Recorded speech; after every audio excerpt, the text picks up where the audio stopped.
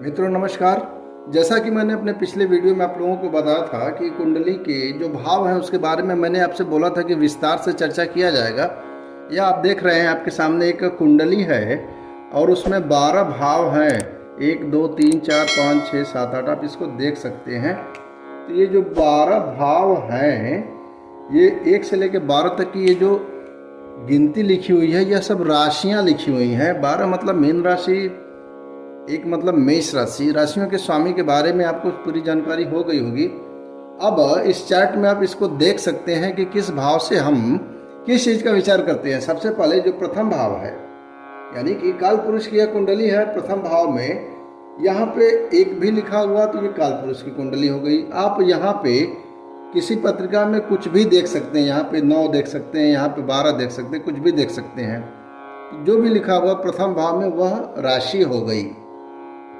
1 से लेकर 12 तक अंकों का यह अर्थ नहीं है कि यह प्रथम भाव है या 12वां भाव है। 1 का मतलब यह कि मेष राशि प्रथम भाव में यह केंद्र है, इसे लग्न कहते हैं। 4 केंद्र होते हैं मित्रों, 1 2 3 और 4, ये केंद्र स्थान है। केंद्र के बाद ये जो होता है यह मुख्य माना जाता है, इसको बोलते हैं लग्न।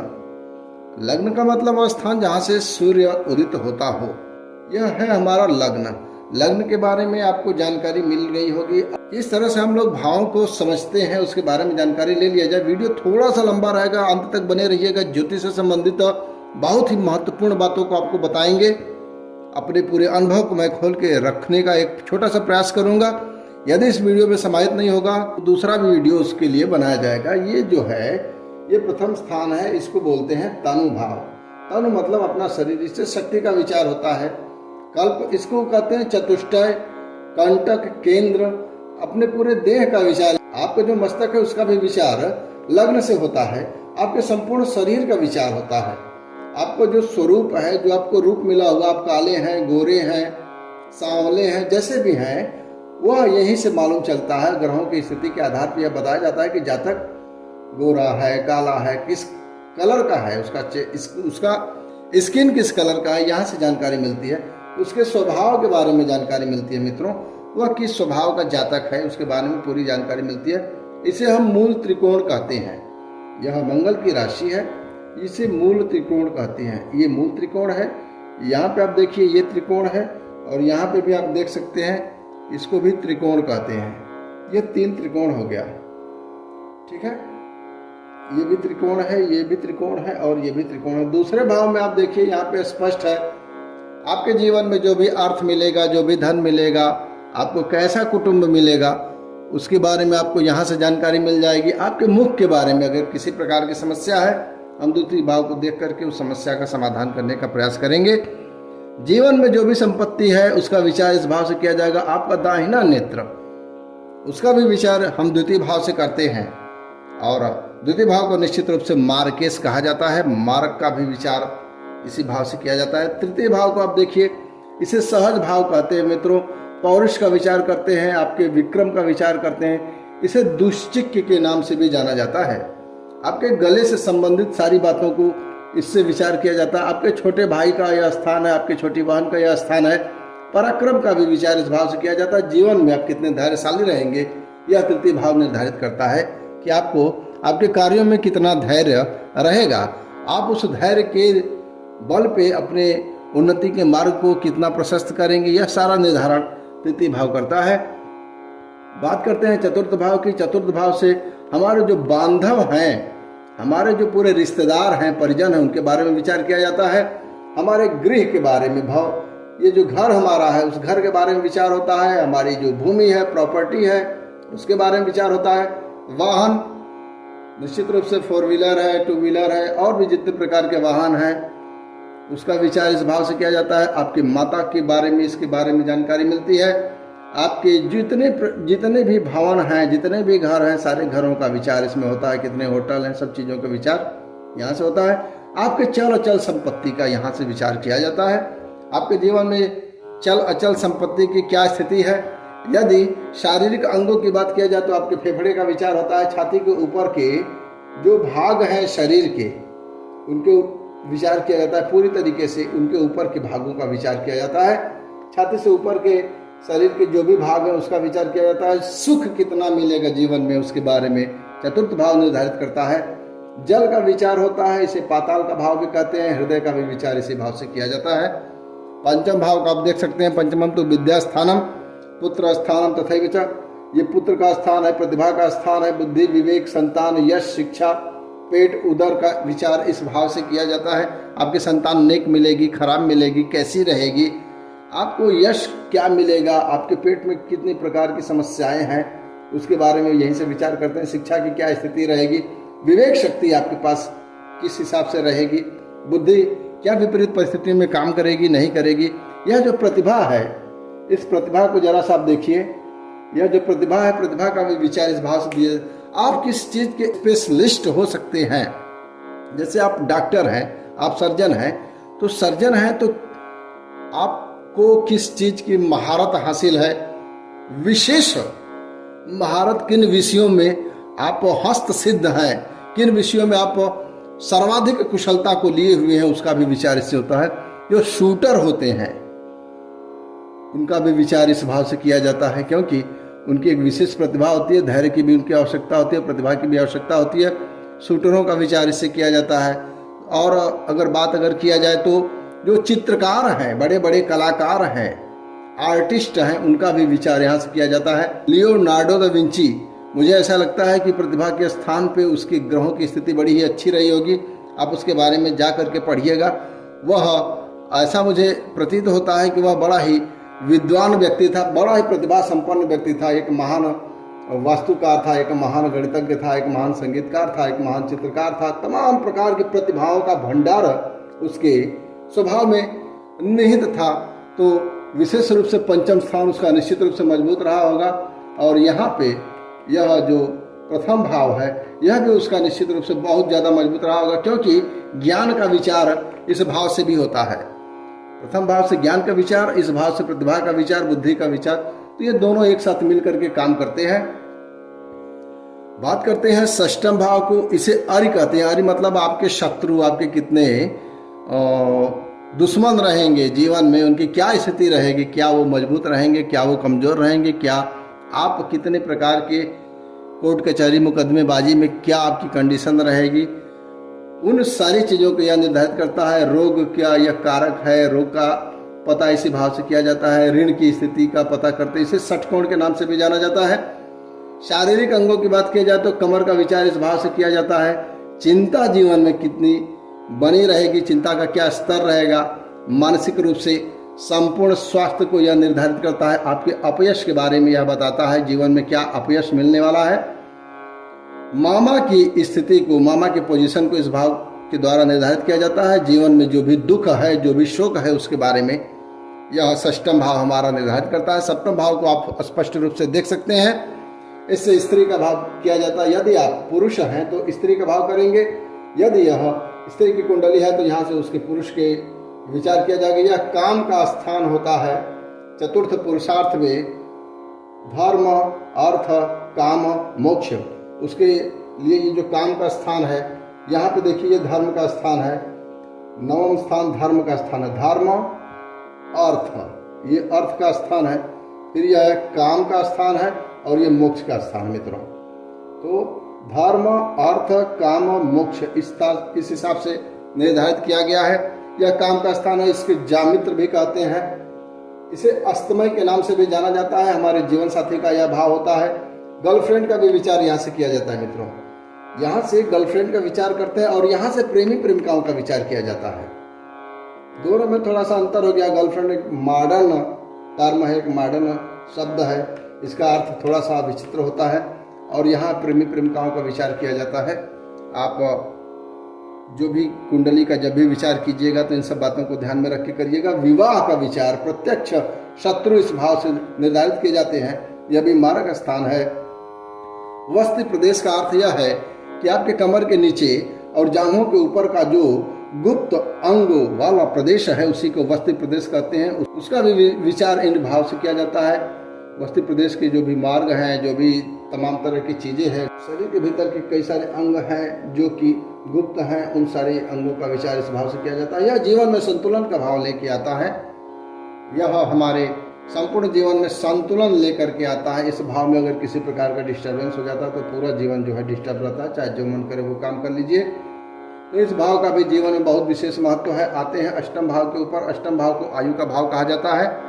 मृत्यु का विचार इससे किया जाता है। विनाश की स्थिति क्या रहेगी, सर्वनाश की क्या स्थिति रहेगी, रोग की क्या स्थिति रहेगी। यह छिद्र स्थान है, हर कार्य में छिद्र मिलती है।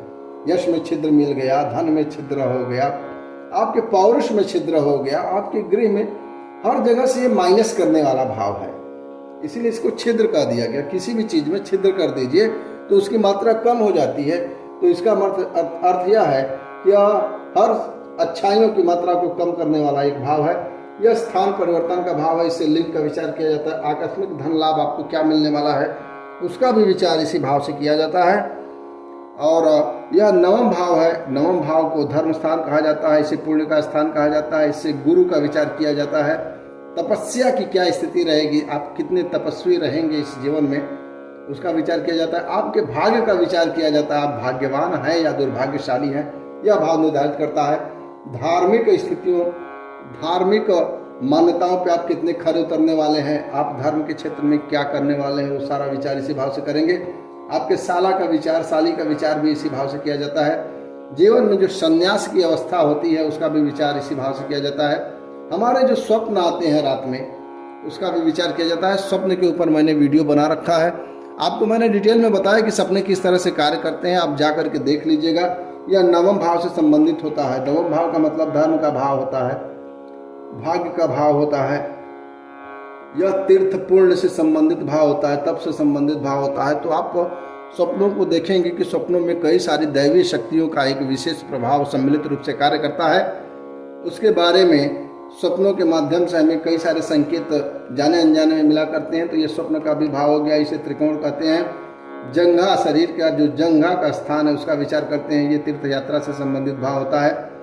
दशम भाव के ऊपर बात किया जाए, इसे कर्म का भाव कहते हैं। मान सम्मान की क्या स्थिति बनेगी आपके जीवन में उसका भी यह निर्धारित करता है। यह गगन के रूप में भी इसको जाना जाता है, क्योंकि यहाँ पे पाताल है, यहाँ पे पाताल है और यह क्या है, आकाश है। यह आकाश है और यह पाताल है, यह गगन का स्थान होता है। यह पिता की स्थिति को निर्धारित करता है। कारोबार के क्षेत्र में आपको कितनी सफलता मिलेगी मित्रों, दशम भाव से निर्धारित होता है। मान सम्मान, पद प्रतिष्ठा, प्रभुता, आपका प्रभुत्व कितना रहेगा, आपकी बातों को कितना सम्मान दिया जाएगा, यह सारा चीज इस भाव के द्वारा निर्धारित होता है। आपका संपूर्ण करियर इस भाव पे डिपेंड रहता है। राजयोग के विशेष रूप से जो भी विचार किए जाते हैं दशम भाव के द्वारा ही किए जाते हैं। व्यापार की स्थिति हो, आपके शरीर के भीतर की घुटने की क्या समस्या है, उन सबका विचार दशम भाव से किया जाता है। एकादश भाव की बात किया जाए तो आय का विचार इससे किया जाता है। ये भाव का विचार होता है। आगम क्या होने वाला है, जो भी आगम आपके पास होने वाले हैं उस सारी आगमों के बारे में इससे जानकारी मिलती है। इसे इनकम हाउस के नाम से जाना जाता है। लाभ की क्या स्थिति रहेगी आपके जीवन काल में, उसके ऊपर आपकी जो उपलब्धियां हैं आप, और शरीर के रूप में पिंडली, उसका विचार किया जाता है। बड़ा भाई बहन की विचार किया जाता है। आपके जो कान है उसका विचार किया जाता है। कान में किसी प्रकार की समस्या है, जो भी चीजें हैं इसका निर्धारण यह एकादश भाव करता है। आपकी जितनी भी मनोकामनाएं हैं वह एकादश भाव से निर्धारित की जाती हैं। आते हैं, बात करते हैं आखिरी भाव की, जिसे कहते हैं व्यय भाव, द्वादश भाव। इसको ऋष्भ के नाम से जाना जाता है, इसे मोक्ष के नाम से जाना जाता है। यह हानि का भाव है। शारीरिक अंगों की बात किया जाए तो बाएं नेत्र का विचार इस भाव से किया जाता है, पैर का विचार इस भाव से किया जाता है। विदेश में आपके क्या संबंध रहेंगे, विदेश में आपकी क्या पोजीशन रहेगी, आपकी क्या स्थिति रहेगी, विदेश के साथ आपकी उन्नति की क्या पोजीशन रहेगी, यह सब चीजें निर्धारित करने वाला भाव यह द्वादश भाव है। मित्रों, बड़े ही संक्षेप में आपको मैं यह जानकारी देने का प्रयास किया। वीडियो काफी लंबा होता जा रहा है। इतनी देर तक आप वीडियो पे धैर्य से बने रहें तो आपको मैं कुछ विशेष बातों को बता देना चाहता हूँ। थोड़ा सा इधर ध्यान दीजिए। तृतीय भाव, षष्ठम भाव, दशम भाव और एकादश भाव को हम क्या कहते हैं, उपचय कहते हैं। थोड़ा सा क्षमा मांगेंगे, यहाँ पे हिंदी के अंकों का प्रयोग किया है, यहाँ पे इंग्लिश के अंकों का प्रयोग किया है मित्रों, तो निश्चित रूप से आप मुझे क्षमा करिएगा। यहाँ पे थोड़ा सा व्यतिक्रम हो गया है। आपको मैं फिर से बताना चाहता हूँ, ये 3 है, ये 6 है, ये 10 है और ये 11 है। ये जो भाव है इसे उपचय करते हैं। बाकी जो शेष भाव है उसको अनुपचय कहा जाता है। आप इसको अप्लाई करके देख सकते हैं उसको। अच्छा, बात करते हैं पणफर किसे कहते हैं। तो पड़फर यानी कि दूसरा भाव, ये 5वां भाव, ये 8वां भाव और यह एकादश भाव, इसको पड़फर के नाम से जाना जाता है मित्रों। केंद्र के बारे में आपको जानकारी दे दी गई है, 1, 4, 7, 10 ये केंद्र कहा जाता है। आपोक्लिम की बात किया जाए तो आपोक्लिम 3, 6, 9, 12, 3, 6, 9, 12 इसे आपोक्लिम के नाम से जाना जाता है। थोड़ा सा आप ये जान जाइए कि इन सब भावों का क्या अर्थ होता है मित्रों। पड़फर में जो भी ग्रह बैठे होते हैं, पड़फर के भाव में जो भी ग्रह बैठे होते हैं वह यौवन अवस्था में अपने फलों को देते हैं, यानी कि जब आप जवानी की स्थिति में रहते हैं तो वह फल अपने को देते हैं। जातक को वह जवानी में फल देते हैं। निश्चित रूप से आपको परेशान होने की नहीं जरूरत है। कुंडली का जब भी आप विवेचन करेंगे तो आपको यह जानकारी मिल जाएगी। पड़फर के भाव में जो भी ग्रह होते हैं, संबंधित ग्रह होते हैं, वह यौवनावस्था में जातक को फल देते हैं, और जो केंद्र में जो ग्रह स्थित होते हैं वह बाल्यावस्था में जातक को फल देते हैं, और आपोक्लिम वाले भाव में जो भी ग्रह स्थित होते हैं वह वृद्धावस्था में जातक को फल देते हैं। मित्रों, एक छोटा सा प्रयास किया गया कुंडली के भाव में आपको बताने का, हालांकि यह वीडियो काफ़ी लंबा हो जाएगा। इसके बारे में अगर पूरा डिटेल से अगर चर्चा किया जाए तो मैं आपको बता देना चाहता हूँ, आप उसको नोट भी कर सकते हैं। जो प्रथम भाव है उसे देह कहा जाता है, उसे लग्न कहा जाता है, और उससे हमारे शरीर का विचार होता है, हमारे वर्ण का विचार होता है, शरीर की आकृति का विचार होता है, मान सम्मान यश का विचार होता है, हमारे अंदर जो भी गुण है उसका विचार होता है, विवेक शक्ति का भी उसका विचार करते हैं, सुख दुख हो, प्रवास हो, शरीर के भीतर का तेज है, बल है, आपके प्रारब्ध में जो भी योग मिले हुए हैं उसका विचार करती है, आपके जातक के अंदर जो जिज्ञासा है उसका भी विचार इसी भाव से किया जाता है, मस्तिष्क का विचार इसी भाव से किया जाता है, आपके स्वभाव के बारे में इसी भाव से विचार किया जाता है, आपकी प्रतिष्ठा, आपकी आयु, निद्रा का विचार भी इसी भाव से किया जाता है, आपकी दादी का भी यही स्थान होता है, दादी का भी विचार इसी भाव से करते हैं, आपके धैर्य का विचार होता है, आपकी विवेक शक्ति का विचार होता है, आपकी जो रोग प्रतिरोधक क्षमता है उसका भी विचार इसी से करते हैं, स्त्री के स्वास्थ्य का भी विचार इसी भाव से किया जाता है, और आपके संपूर्ण व्यक्तित्व का विचार इसी भाव से किया जाता है। मित्रों, अब बात करते हैं दूसरे भाव की। दूसरा भाव आपके घर होता है, यह आपकी विवेक शक्ति होती है, दाहिना नेत्र हो, आपके परिवार की स्थिति हो, आपका कुटुंब का जो भी सुख आपको मिलने वाला है उसका विचार इससे करेंगे,